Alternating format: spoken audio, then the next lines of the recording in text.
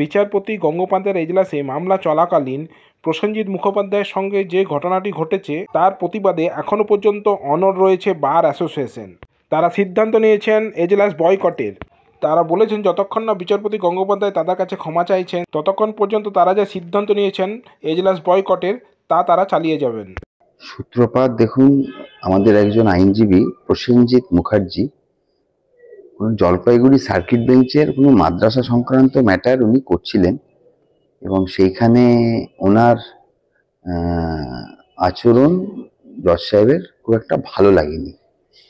সেই পরিপ্রেক্ষিতে জজ সাহেব অর্ডার করেন যে ওকে কোর্ট থেকেই শেরিফকে ডেকে কাস্টাডিতে নেয়ার এবং পরবর্তীতে ওখান থেকে কারেকশনাল হোমে নিয়ে যাওয়ার এই ধরনের একটা অর্ডার আমরা শুনলাম। যেহেতু আমরা কেউ কোর্টে ছিলাম না ওই সময়, যারা ছিলেন স্পেশালি যার যে পিটিশনার সেও এই কথা বলেছে। তো কনসিডারিং অল দিস, এটা আমাদের মনে হয়েছে যে দেখুন, advocate after all is officer of the court. সে ক্লায়েন্টের ইনস্ট্রাকশনে কাজ করে, ক্লায়েন্ট যেরম যেরম বলবে সেরম সেরম সে কাজ করবে, সে নিজের থেকে তো কিছু বলতে পারে না কাউকে। এবং দ্বিতীয় কথা, এখানে একটা অর্ডার হয়েছিল, সেই অর্ডারটা ডিভিশন বেঞ্চ মডিফাই করে। তো সেই মডিফিকেশনের কথাটাও আমার মনে হয় প্রসেনজিৎ বলেছিল জজ সাহেবকে। তো সেই মানে ওর বলার অঙ্গভঙ্গিটা হয়তো জজ সাহেবের মনে হয়েছে যে এটা ঠিক নয়। তো সেটাই সূত্রপাত আর কি ঘটনার। যেহেতু চিফ জাস্টিস নেই এবং চিফ জাস্টিসের ডিটারমিনেশনটা ছিল আর্জেন্ট ম্যাটার বিফোর জাস্টিস ট্যান্ডনের ডিভিশন বেঞ্চে, তো আমরা সবাই মিলে জাস্টিস ট্যান্ডনের কাছে যাই।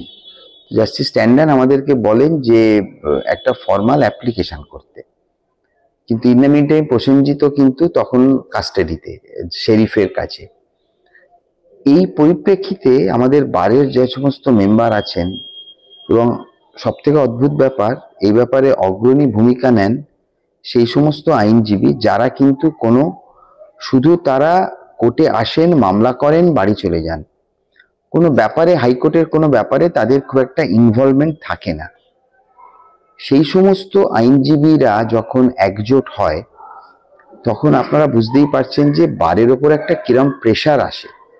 এবং সেই সমস্ত আইনজীবীরা একটাই কথা বলে, আজকে প্রসেনজিৎ মুখার্জির সঙ্গে যে ঘটনাটা ঘটেছে সেই ঘটনাটা আমার সঙ্গেও হতে পারে, আগামীকাল অন্য কারোর সঙ্গেও হতে পারে। আফটার অল উই আর দি অ্যাসোসিয়েশনের যারা মেম্বার আছি তারা প্রত্যেকেই কিন্তু অফিসার অফ দ্য কোর্ট। আমাদেরও একটা ন্যূনতম সম্মান আছে, ন্যূনতম ডিগনিটি আছে। যেটা ইউনানিমাসলি বলেছিলেন যে এই ঘরে আমরা কেউ অ্যাপিয়ার করব না আনলেস অ্যান্ড আনটিল উনি ক্ষমা চাইবেন।